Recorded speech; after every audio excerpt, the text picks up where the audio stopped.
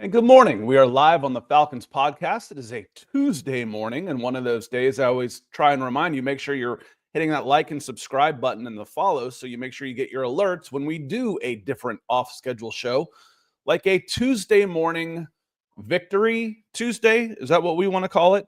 After last night's game in Las Vegas where the Falcons won an ugly 15-9 that probably caused more questions than answers out in Las Vegas.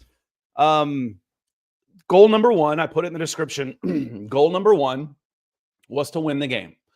The Falcons did. The Falcons came out with a win. They have equaled their win total of the last 3 seasons. After 7-10, 7-10, 7-10, they are now 7-7 with a chance to go 10-7 and flip the script on that still with the Panthers, the Commanders, and the Giants coming up. 2 of those 3 are certainly winnable, and the other one would take a much better effort than we saw last night. However, if you were looking to try and instill some confidence into your team, into the fan base, into Kirk Cousins, into Younghoe Koo, it was a failure out in Las Vegas last night. It was an absolute failure.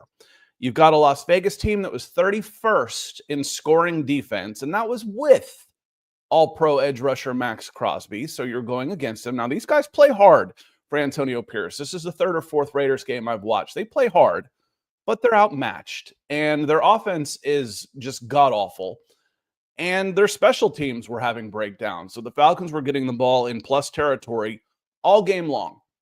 You all have heard me say, as we've complained about the defense through this season, that the stats that really show it's hard to put, too much on the offense sometimes when they're getting all these yards but not scoring points. It's because the defense leading into this game is bottom 3 in points per drive, yards per drive, time per drive, and yards per drive. What does that all add up to? It adds up to the fact that you're getting the ball back either after your opponent has scored or after they've held the ball, and pinned you back on your side. So it makes it tough. That wasn't the case last night. The defense and special teams were giving you the ball back in plus territory all game long, and you were able to come up with 13 points. Remember, the other 2 was on a safety. 13 points. Worse than that, I want to say, as I was watching this game and just watching Raheem Morris, and I'll say his offense because, he's got ultimate play calling and decisions to go for it, not go for it, kick a field goal, punt. Watching him turtle up and go into a shell, and I thought to myself, he showed us who he was in the preseason. Scared. When you're scared to play players in the preseason, you're coaching scared. You're sending the wrong message. Now, there's more to it than that, I know. But let's flip over and look at, the other team that Nick and I cover, the Denver Broncos. The Denver Broncos played their players more than anybody. Their young team, their inexperienced starters more than anybody in the preseason.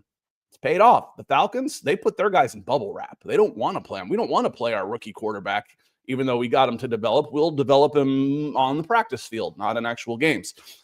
But then that's not totally fair, though, because Raheem Morris has been outstanding up until yesterday on 4th down. His 4th down conversions, the Falcons go for it a lot on 4th and 3 and below, and they get it a lot. They've done really, really well on 4th down, and I credit Raheem Morris for that. Last night was different. Last night, I had no faith in Younghoe Koo. They get inside the 40. Well, 38-yard line's 55-yard field goal. That should be field goal territory in today's NFL. Not last night. So when you're on 3rd down and you're playing and you show no confidence in your quarterback, no confidence in your kicker, it becomes really hard. And it was really hard for the Atlanta Falcons last night. And we'll get into that. And I want to hear what y'all have to say on a lot of these. I'm going to hit this one real quick. I see it. It was one of the latest comments, and SW Line 26 says that Michael Penix's pick is looking like a good move at this point. Kirk is past his prime. And we've hit on this a zillion times. And it wasn't just Kirk Cousins and it wasn't just Michael Penix. It was a combination of 2 that doesn't make sense, and it still doesn't make sense. My preference was always to get a rookie quarterback. It wasn't to spend $100 million on a 36-year-old veteran coming off an injury and then get a rookie quarterback. So right now it looks like, yeah, you needed Michael Penix. And I'll go back. I reposted and posted. Why did you get Kirk Cousins? Why?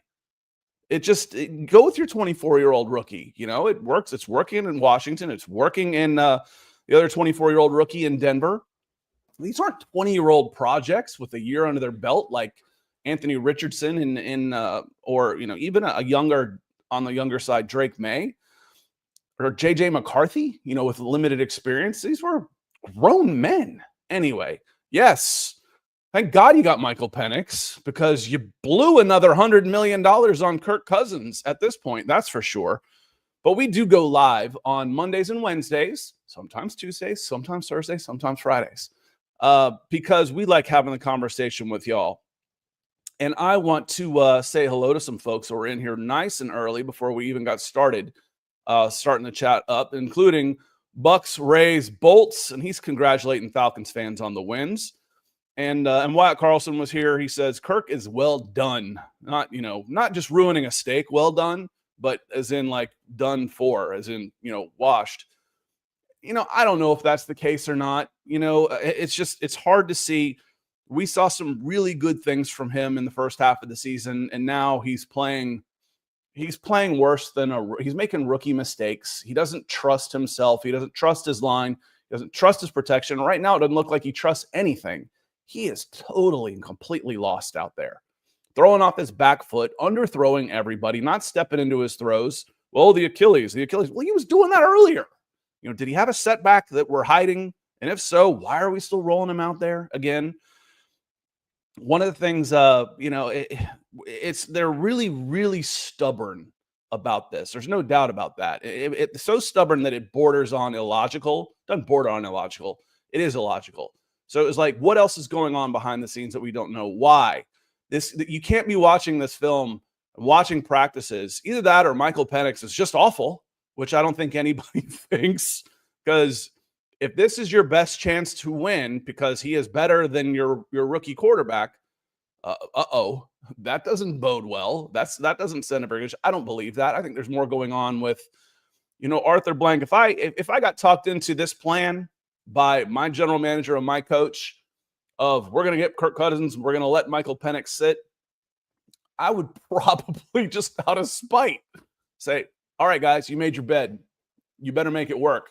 It's $100 million of my money that we could have put into something else. You're going to make this work, by God, or you're going to be fired. So that's what we're seeing right now. Edward Brown, good to see you. He's breaking the ice on the super chat. He says, what the heck was that I watched last night? It was a team that has zero belief on offense outside of let's push the effort, let's run the ball. The Arthur Smith offense. We don't like our quarterbacks, but we're going to try to pass anyway. And when that doesn't work, effort, we're just going to run the ball. Well, Tyler Algier, Bijan Robinson, they're fantastic running backs. Would you say, I'm interested in your thoughts on this, are they as good or better than the duo of it was Devontae Freeman and who'd they get? It was a kid from Indiana, ended up going to San Francisco. That was a pretty good pairing. Somebody help me out in the chat. He left as a free agent, but Devontae Freeman, that was a pretty good duo. I think William Andrews and Lynn Kane and Gerald Riggs all played together at one point. Pretty good duo. Eric Metcalf was paired up with somebody at one point, but the Tyler Algier, Bijan Robinson is as fun a duo as I can remember watching in a long, long time. Other than that, Edward, the answer is Raheem Morris doesn't trust Kirk Cousins. Raheem Morris doesn't trust Younghoe Koo. So when it's third and long outside the 30, you're screwed because I don't want to throw the ball past the sticks and I can't kick anything over 45 yards on a field goal. So you got to get inside the 30 to score. And even then it's questionable, So and Shannon Davis coming in saying our team coaches are embarrassing, sorry, not sorry.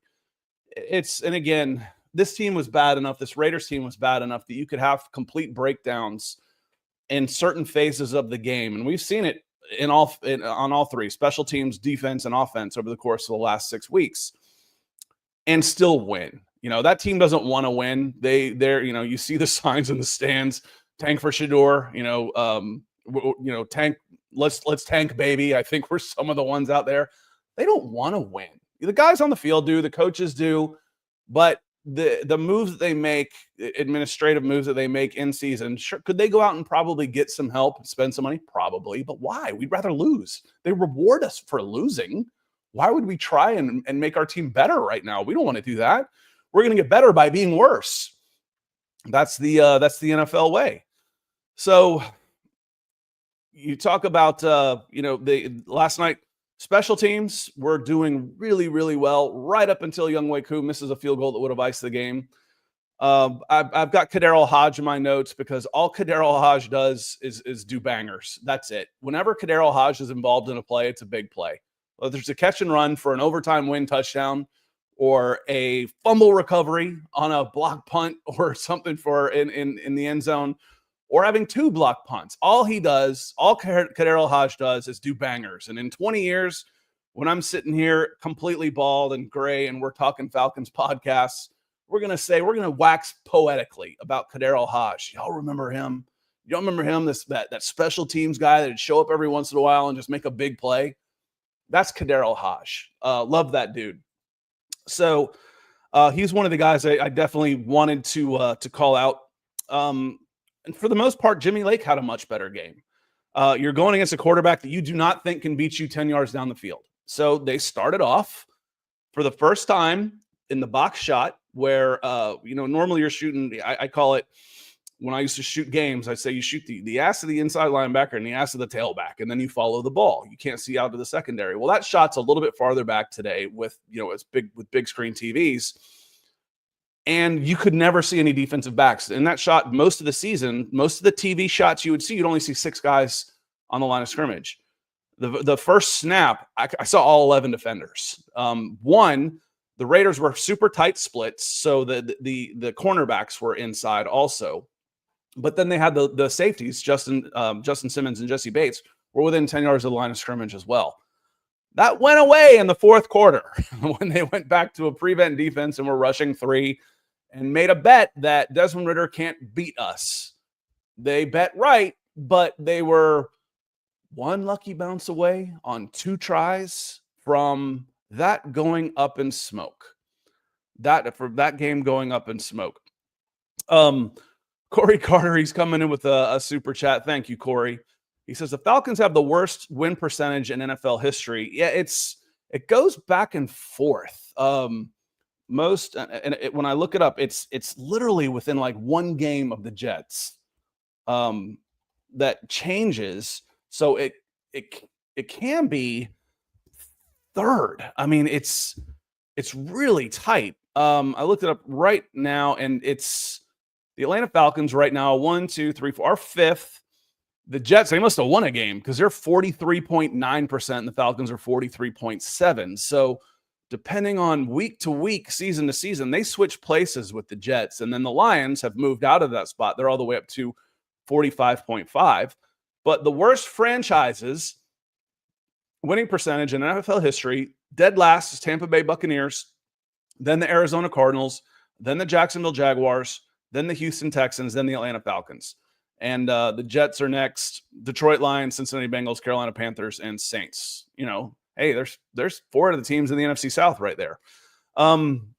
Corey, so I said this on Monday when anybody rails on Atlanta sports fans are crap. Atlanta Falcons fans, they're terrible. No. The Atlanta Falcons have been terrible. Shake a Falcons fan hand if you get to meet one, because and pat yourself on the back for putting yourself through, as I called it last week or yesterday, probably an abusive relationship on this. Let me bring up my Facebook groups real quick. I want to make sure that I'm not missing anybody over there and they don't show up in the as the YouTube does. So when I'm doing these by myself, it's just a little bit second. So bear with me. Apologies. I might pause for a second. So I cut this out of the audio on the playback. So Let me see what else is on your mind as we say some hellos that are coming in here. Silas Draven, he's pretty. He calls this a poop show, which I don't necessarily disagree. Rusty Moore says it was a win, but it really wasn't. Took 3 lucky plays on special teams to squeak out a win against the 2-11 Raiders. I don't want to make the playoffs to lose by 45 on national TV to the Lions. So I went through, the scenarios. How do the Falcons make the playoffs on this? And most of it, they have to win out. They need to go 10-7. They need to beat the Commanders. That would take the head-to-head over the Commanders. And right now, do you think they're going into Washington and being a 9-5 Washington Commanders team against an incredibly mobile quarterback who's going to be offensive rookie of the year? I don't, right now, but they would have to. You got to root for Philly to beat Washington because that would put them down if they win the rest of their games at 10-7. And if you beat them to give them their 7th loss, you would then have the tiebreaker over Washington.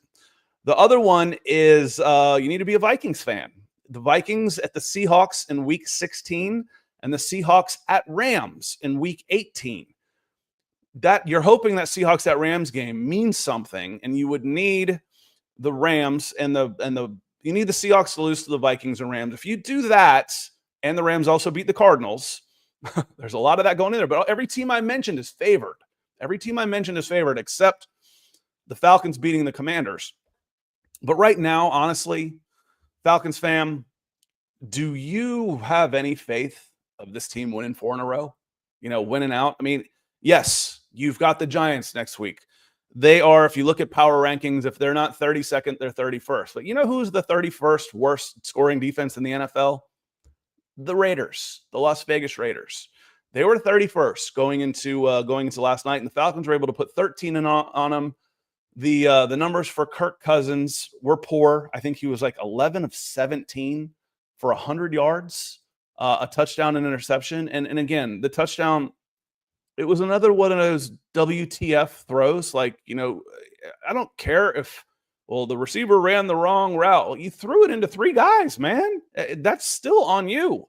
11 for 17, 112 yards, a touchdown and an interception. You know what numbers those look like? Those look like, I don't trust my quarterback numbers. Desmond Ridder last year numbers. And Desmond, it was different. Dez last year would put up numbers between the 20s, and then he'd make mistakes inside the 20s, whether it was on his own or inside red zone territory on offense. And he wasn't put in a good situation last night. But tell me you weren't watching when the Raiders were backed up in the 1, and Bradley Pinion had a very good game last night. I've been critical. I don't think I've talked enough about him this year, but I don't think he's done a great job of pinning in opposing offenses. I think there's been too many touchbacks, and he did a good job. After the first one, from the 38-yard line, after Kirk took a stupid sack, it says stupid expletive sack in my notes, after he took that stupid sack to knock the team out of field goal range, from the 38-yard line, that's field goal range. 55 yards in the NFL is field goal range. Raheem Morris decided to punt. Ball goes right into the end zone. It was a net of 18 yards, and I'm just shaking my head. After that, Pinion did a good job. You got the Raiders down at the 1 with Desmond Ridder at quarterback. Tell me you didn't know something good was going to happen for the Atlanta Falcons defense at that point. We've seen this script one too many times. We know how that one plays out. And I thought the broadcast crew last night did a fantastic job of not coddling. They were critical in places they should be critical. That doesn't happen enough in American sports. There's too much buddyism. You watch international football and they will just drill managers. They will just drill players. It's actually kind of refreshing, but they were critical where they needed to be critical on this one. So I thought they did a good job with that. And I think it may have been Orlovsky that's who it sounded like anyway, was just saying that, when you're in a shotgun doing everything out of the shotgun and you're on your 1, you're tying a hand behind the quarterback's back. So I already got a quarterback I don't necessarily trust in Des Ridder back there. And then I don't do a great job of helping him out. So again, I always said last season, I said quarterback play. I didn't say Desmond Ridder sucks. because not all of the mistakes are on Desmond Ridder. Not all of the mistakes are on Kirk Cousins, but you can see that Kirk Cousins is playing terribly. Why? I don't know. But we're into enough of a sample size here now that he does not give you your best chance to win. You are winning despite Kirk Cousins, and you haven't been winning with Kirk Cousins. You lost 4 in a row. You didn't win last night because of Kirk Cousins. That is a promise. Chris comes in. He says, last year we had the worst quarterback in the NFL. It was close. The Jets might argue with you, and so might the Panther fans. This year we paid $100 million, and our quarterback has the most turnovers in the NFL. Yeah, this year you paid $100 million for the privilege of having the worst quarterback play in the NFL the last 6 weeks. $50 million a year on average, $45 million a year on average. It's frustrating. Michael Rankios says, good morning, Scott, on the Falcons podcast. Right back at you, Michael. Hope you're doing well out in Arizona. And at the beginning of the season, we asked, where does this go wrong for the Atlanta Falcons? And, one of the things we said was rookie coordinators on both sides of the ball, but hopefully that's mitigated by having experience on the defensive side and your head coach and experience on the other side with a quarterback, with an experienced quarterback to help get yourself out of some mistakes and be able to elevate enough around you that while Zach Robinson gets his feet under him. Right now, your veteran quarterback is holding you back. That's a bad thing. The other part of this is we always say there's always the injury thing, and we said that this team is not one injury away from collapse because there's backups, so to speak. This isn't Aaron Rodgers and the New York Jets. If Kirk Cousins isn't hurt, gets hurt early, this team's not done. You throw in Michael Penix, and this is still what should be a team fighting for the playoffs. However, right now it seems like you don't have Michael Penix. You do not have a contingency plan. Your plan is, I'm going to put Michael Penix in bubble wrap, period. We saw that in the preseason. That still pisses me off, by the way. All of these ill-fated, wrong comparisons to the Green Bay Packers and Jordan Love. There's so much wrong with those comparisons. But one of them is they played Jordan Love almost exclusively in the preseason for 3 years. And Michael Penix can't play any in there. Now, while your quarterback play is floundering rather than going to a contingency plan, I don't care if it's for a game. Do something, clear your head. In most sports, if you're in a slump, they'll sit you. Take a weekend off. It doesn't work like that in football for some reason. I think probably because there's so many less games. But now there isn't a contingency plan. The plan. I feel like I'm watching The Dark Knight and the Joker. It's all according to plan. As long as there's a plan, everybody's okay. And the plan is to put Michael Penix in bubble wrap and not take him off, because if he comes out in year 1, he's going to be ruined. We're going to take him out of the oven too soon, and my souffle is going to fall. We're screwed. It's nonsense. So you don't have a backup plan at quarterback, because the plan is to make sure that he doesn't play at all, because he'll be better that way if he doesn't play. I have always said I don't like to spend too much time planning, because plans change. I would rather be adaptable. Where do we see that with this Atlanta Falcons team, other than the obvious of our plan is to not put Michael Penix in at all? That's our plan. We see this on offense. We talk about scripted plays, right? The Falcons have been fantastic the first time they've touched the ball. In their blowout against Denver, got the ball, went right down and kicked a field goal, I think, after giving up 7 on the opening drive.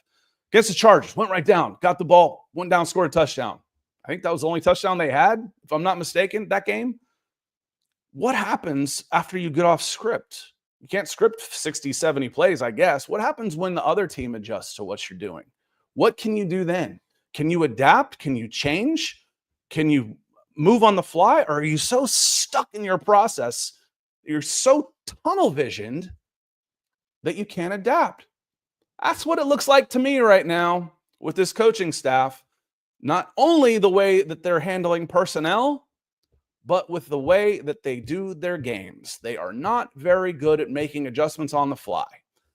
And it's not to be totally unexpected, honestly. But you weren't expecting Kirk Cousins to be this bad. Average quarterback play the last 6 weeks. And this team, they're 7-7 now. At worst, it's 2 more wins. At worst, they're 9-5 and sitting pretty. If with only average quarterback play, at worst, they're 9-5 on this one.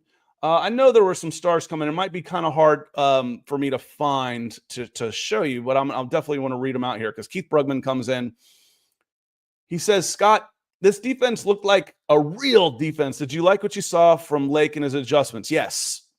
Again, he started off, and this is what it's been since the bye week. He's come out in a base 3-4. This team is 3-4. If that.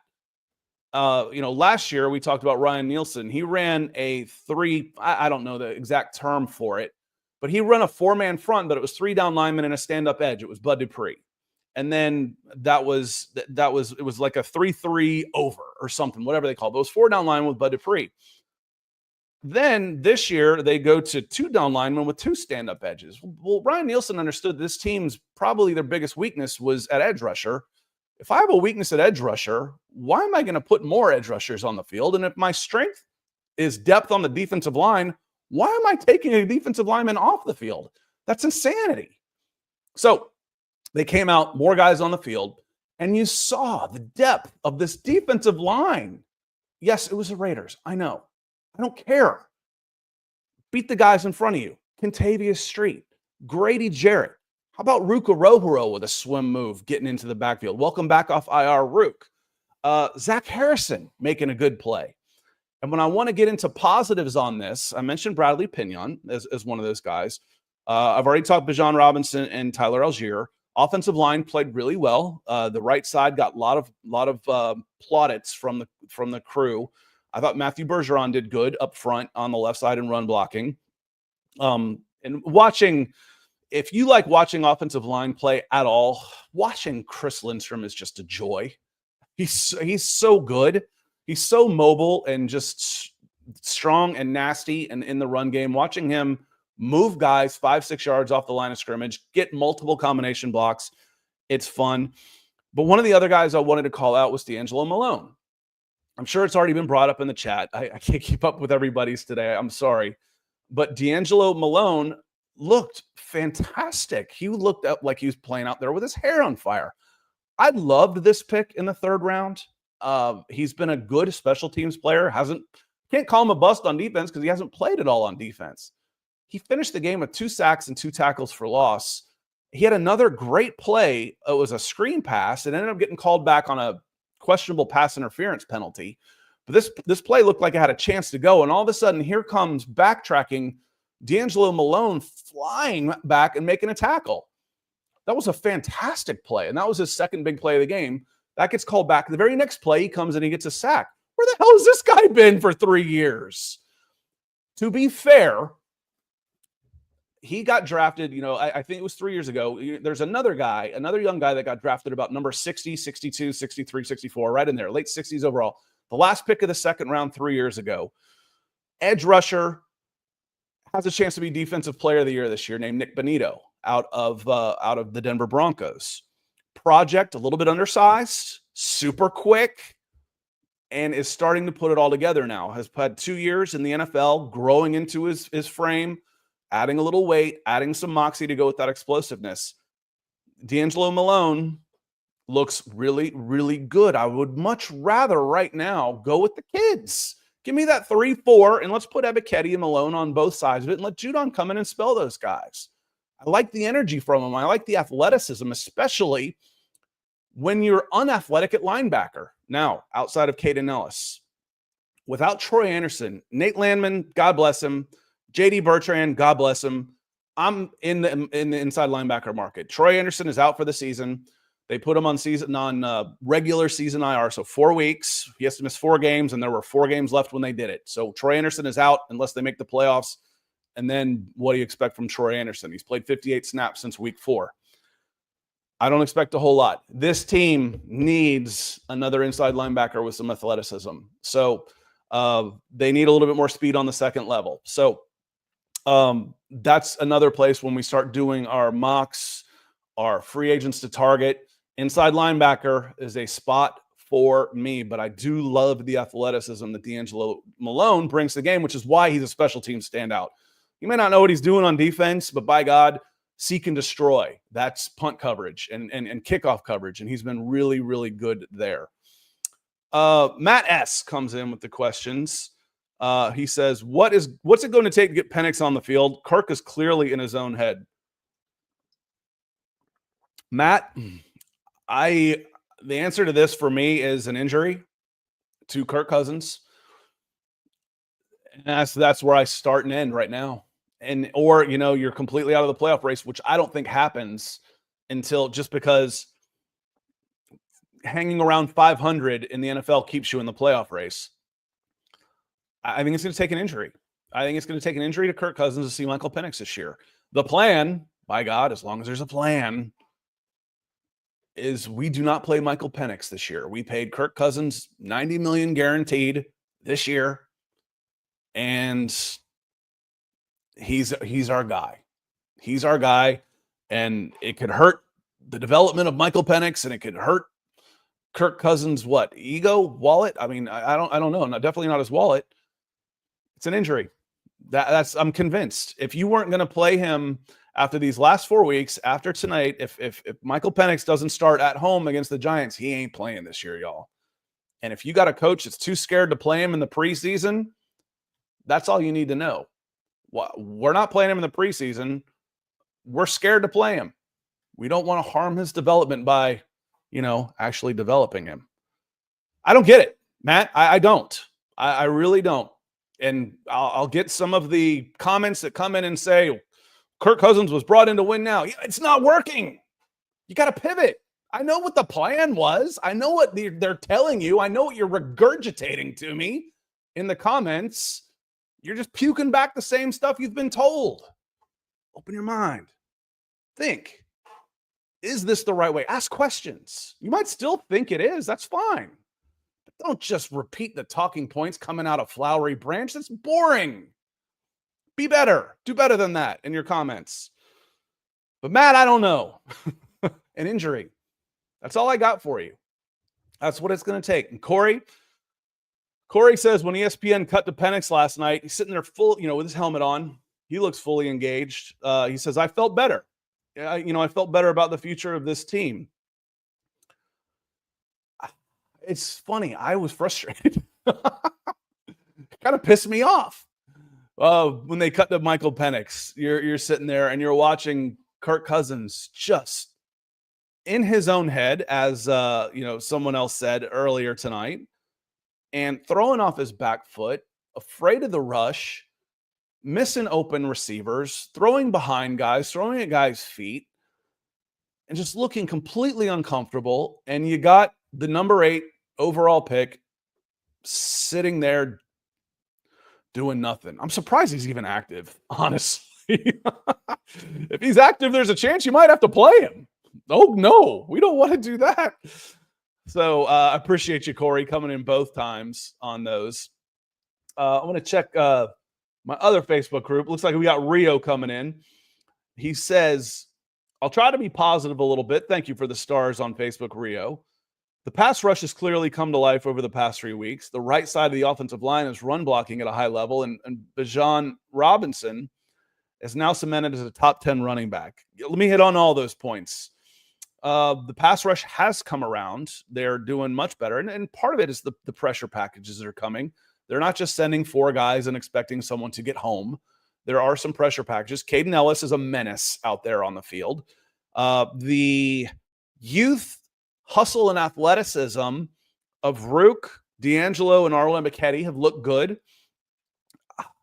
Who's really disappointed me this year as far as, and he's actually rated pretty high, but just doesn't seem to show up. I don't hear his name. I don't see his name. I don't look and go, oh, who is that? It's David Onyemata. David Onyemata might not be long for this team. I think he probably signed a 3-year contract, And I'm going to guess he's got some flexibility in 2000.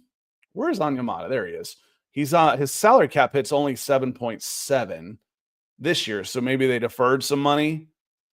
He's got a cap hit of 17 million next year. It goes from 7.7 this year to 17 next year with a dead cap of 9. So yeah, you have to take on some dead cap, but you save $7 million if you move on from 33-year-old David Onyemata next year. David Onyemata ain't playing on that contract. There's no way he's playing on the Atlanta Falcons on a $17 million contract next year on a cap hit. They'll either restructure him in a big way or cut him, which is, basically a forced restructure. Do you want to be cut or do you want to take a pay cut? And, he may opt to leave, but there's no way David Onyemata is back on that contract. He's not playing well enough, and you just drafted 3 defensive tackles. So, and you got guys like Kentavious Street out there who are playing well, and you've got good depth at the position. Taquan Graham is still there. Taquan's got to be about out of contract space. So he was in the first class with Kyle Pitts, and he wasn't a first-round pick. So Taquan is probably a free agent after this year. Let me see where Taquan is. Richie Grant, Taquan Graham, he's on injured reserve. And after this season, he is an unrestricted free agent. So he's lost 2 seasons to injuries.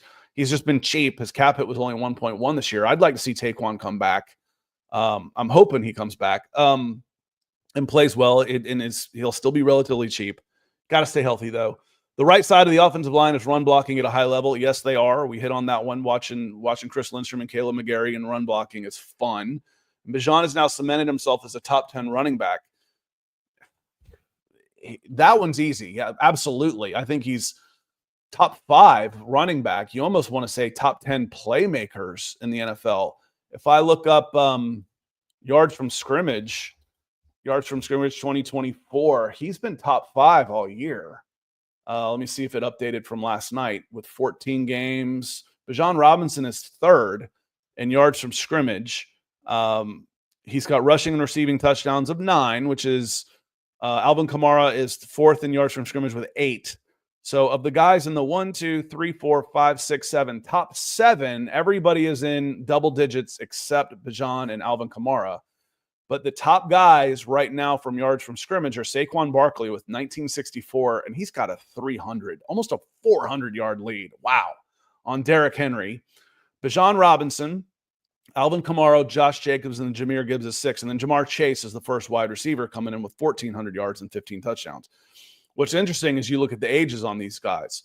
Running backs, because you heard me say the first 6 guys were running backs. Saquon, 27. Derrick Henry, 30. Alvin Kamara, 29. Josh Jacobs, 26. Bijan and Jahmyr Gibbs are both 22 years old. So they got a chance to do it for several years. And Tyler Algier is going to help with that. Tyler Algier and Bijan Robinson should be best friends. James Hinton says, I don't agree with you on Chris Lindstrom. He's not playing according to the high level of payroll he has gotten. Again, that's fine. I disagree. I think he's playing as one of the top 3 or 4 interior linemen in the NFL, and that's where he is being paid. He's really good. He's gotten nicked for a few backside holding calls where he's like rushing guy and like reaching out and hooking guys as the play's going away from him. I wonder if he's been doing that in the past, and other teams have kind of said, hey, watch this. But as far as when you do a restructure like that, it actually lowers your cap. So his cap number went down. His cap number this year is $9 million. Overall player rankings, his cap hit, if I look at offensive line, I can't sort by guard. Jake Matthews is a higher cap hit than him. I got to go all the way down to 9. It's going to take me a while.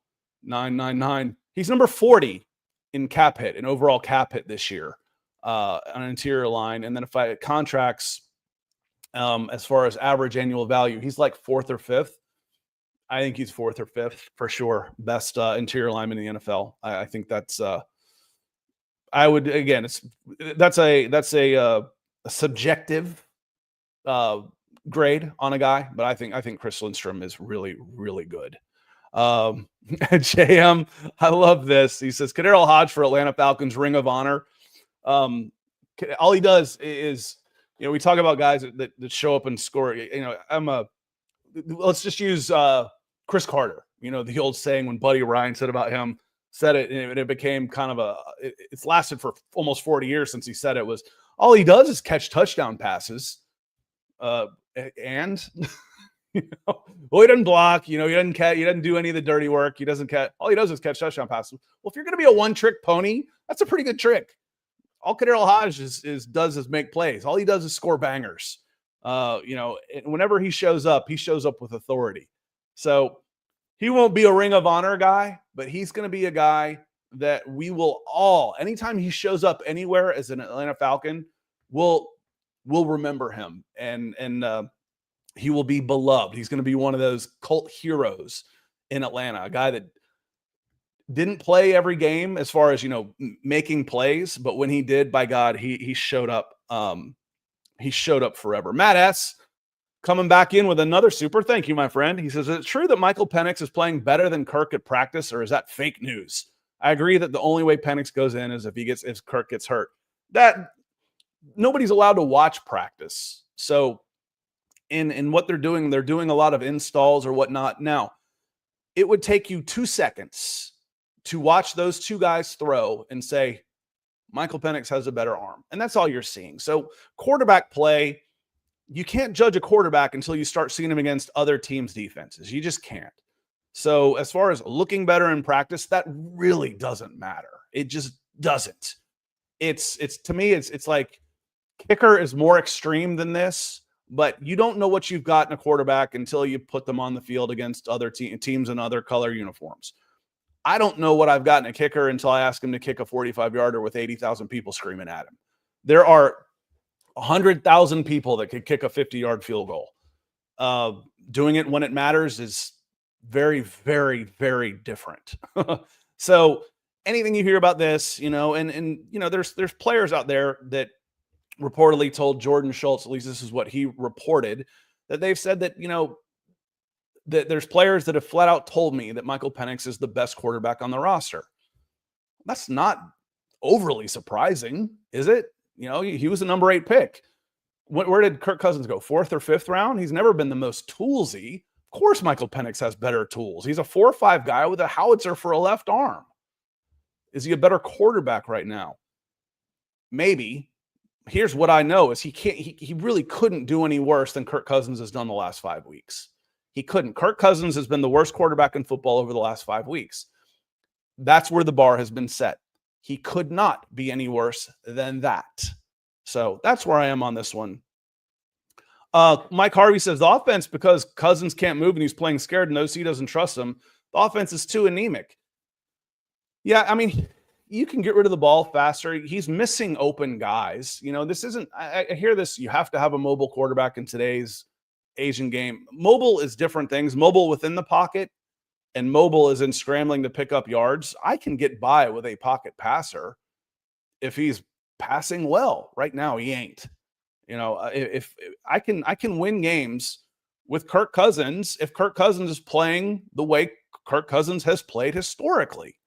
This team, again, at worst, is 9-5, headed for the playoffs right now. But Kirk Cousins isn't playing like Kirk Cousins. He's playing like a 7th round rookie that's been thrown in, or a former bust that's been traded and has picked up and is thrown into an emergency starter's role. He's playing horribly right now.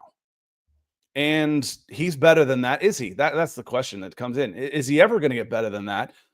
Do we struggle through this year and we hear the excuses that Kirk was coming off an injury? He's going to be a lot better, healthier than he's ever been in 2025.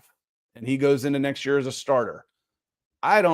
When I start hearing the chatter, my response is going to be the same. I don't care. I don't care. I do not care what you tell me about Kirk Cousins. Show me. I better see it, because what I've seen right now, I'm done. I'm done. I've got a number 8 overall pick collecting dust. That's who I want to see now. I don't want to see Kirk Cousins. I don't care if Kirk Cousins can get it back. And frankly, I think this is part of it. But then it's contradictory. Why is Kirk Cousins in there? Well, they want him to play a little better so they can up his trade value and maybe get something for him in the offseason because they're ready to move to Michael Penix. Okay, that makes sense. And then you watch how they called the game. And did it look like the Atlanta Falcons were trying to showcase Kirk Cousins and we're trying to rebuild his confidence out there? We're trying to get him to throw? No, hell no. Not when he's throwing 7 times a half. No. It looked like that this was the only thing that mattered in this game was to get a win because that would cure everything, which is nonsense. They could beat that team with 2 out of 3 phases. Clearly. They can beat the Giants with 2 out of 3 phases playing well. They can't beat the Commanders like that. And frankly, they probably can't beat the Panthers right now playing like that. And if somehow they backdoor their way into the playoffs, we all know they're not beating anybody like that. Mike coming in back-to-back. Certainly appreciate you, Mike. He says, you can see it in Cousins' eyes. He's playing scared. And Robinson does not trust him to throw the ball downfield. Yeah, and again, so why is he in there? Why?